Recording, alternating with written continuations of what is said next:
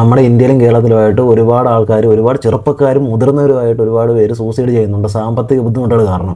അപ്പം എനിക്ക് അവരുടെ അടുത്ത് പറയാനുള്ളത്, കാര്യം മരിച്ചു പോയവരുടെ അടുത്ത് പറഞ്ഞിട്ട് കാര്യമില്ലല്ലോ, അഥവാ ഇനി ഫ്യൂച്ചർ പ്ലാൻ ഇനി ആരെങ്കിലും അങ്ങനെ ചെയ്യുന്നുണ്ടെങ്കിൽ അവരൊന്നറിയാൻ വേണ്ടിയിട്ടാണ് ഞാൻ ഈ വീഡിയോ ചെയ്യുന്നത്.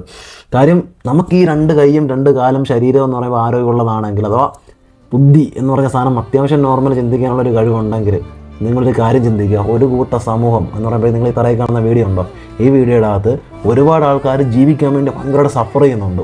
നമ്മുടെ ഈ ലോകത്ത് ഒരു ദിവസം അവർക്ക് തള്ളിവിടാൻ വേണ്ടിയിട്ട് അവർ എന്തും വേണ്ടി കഷ്ടപ്പാടുകൾ അനുഭവിക്കുന്നുണ്ടെന്നറിയാമോ? എന്തിന് ഭക്ഷണത്തിന് വേണ്ടിയിട്ട് പോലും അവർ ഇരക്കുന്നൊരു സിറ്റുവേഷൻ ഉണ്ടാകുന്നുണ്ട്. പക്ഷെ അതൊന്നും നമുക്കൊരു കുഴപ്പമില്ല, കാര്യം നമുക്ക് എങ്ങനെ പോയാലും 3 നേരം ആഹാരം കിട്ടുന്നുണ്ട്.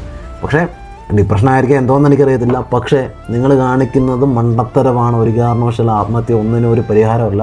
നിങ്ങളെ കാത്തിരിക്കുന്നത് ഭയങ്കര സൗഭാഗ്യമുള്ള ചിലപ്പോൾ ഒരു ജീവിതമായിരിക്കാം. നിങ്ങൾ എടുത്ത് ചാടി സൂസൈഡ് ചെയ്യും, അതോടുകൂടി അവസാനിക്കും. അപ്പം ചെയ്യാതിരിക്കുക. നമ്മളെക്കാട്ടിയും കഷ്ടപ്പെടുന്ന ഒരുപാട് സമൂഹം ഈ ലോകത്ത് ജീവിച്ചിരിപ്പുണ്ട്. അപ്പം ശരി.